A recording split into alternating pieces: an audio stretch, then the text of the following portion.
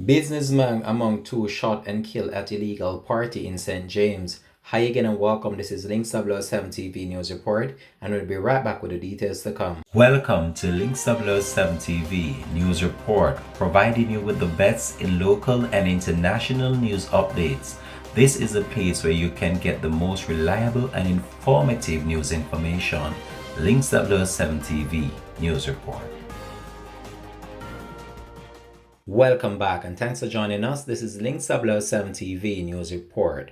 Ahead of the ongoing no movement period nationally, criminal elements continue with the bloodshed in St. James, with two men being shot dead and a female injured when gunmen invaded an illegal party on Friday night.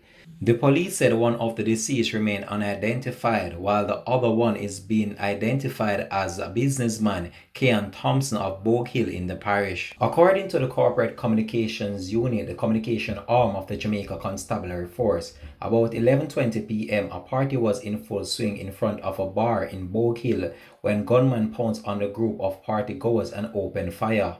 After the shooting subsided, 3 persons were found suffering from gunshot wounds.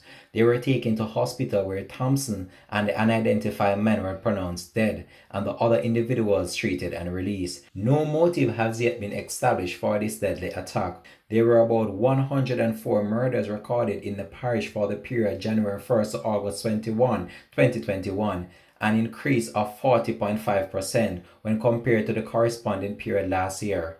However, St. James is not the leading geographical police division in terms of homicide for this year. This has been Link 7 TV News Report, and we'll have an updated report to come on this in a later newscast. Thanks for watching.